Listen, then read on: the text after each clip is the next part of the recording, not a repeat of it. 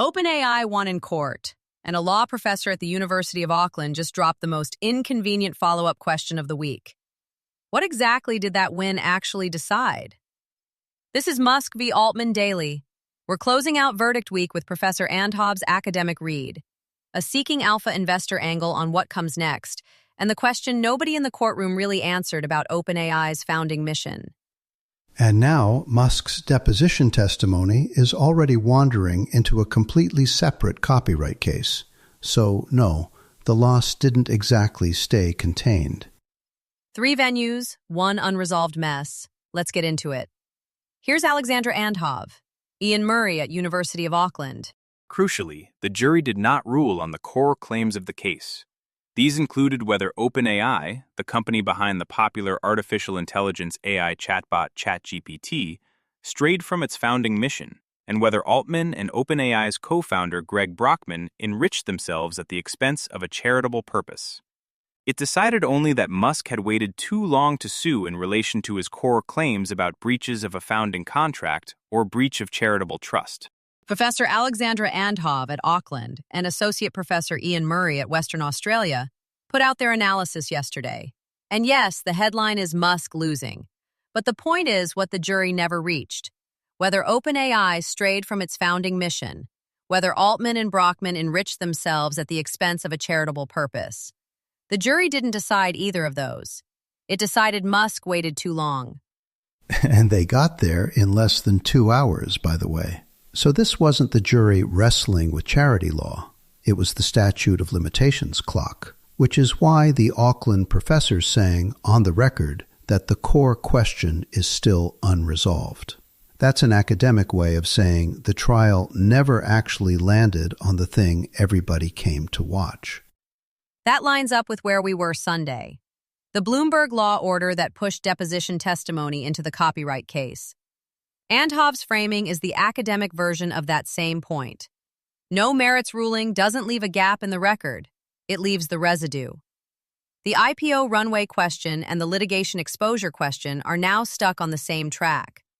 And Seeking Alpha is already writing the investor version of that same sentence. The financial press isn't treating the verdict like an ending. They're treating it like the first pitch. So the S1 disclosure problem I flagged earlier this week is now running straight into the same question Andhov is asking from a law school. Okay, but the jury already tossed Musk's case. He waited too long to sue. End of story. Why should anybody care what those witnesses said on the stand? Here's why. Testimony travels. A federal magistrate judge in the Southern District of New York ruled this week that OpenAI has to turn over deposition and trial testimony from the Musk case to the copyright plaintiffs in a completely separate lawsuit. Per Bloomberg law, Magistrate Judge Ona Wang said depositions from Sam Altman, Greg Brockman, Microsoft CEO Satya Nadella, and OpenAI's designated corporate witness could reveal inconsistencies about how commercial OpenAI's use of copyrighted works really is. That matters because commercial use is literally the first factor courts look at in a fair use defense, OpenAI's main shield in the copyright cases.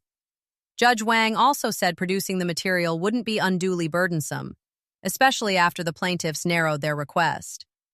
So the Musk trial didn't just produce a verdict, it produced a record, and that record is being reused. So the copyright plaintiffs are basically hoping somebody said something in Oakland that clashes with what OpenAI is arguing in New York? Exactly. They're looking for inconsistencies about how commercial OpenAI's operation really is. And there's already at least one useful data point from the trial record. Musk testified under oath that xAI trained its Grok model on OpenAI's models, per TechCrunch's trial reporting, which tells you how blurry the lines around AI training practices are across the industry. Keep an eye on whether OpenAI challenges the New York order, and whether specific exhibits or email threads from the Musk trial start showing up in the copyright docket. Here's Seeking Alpha.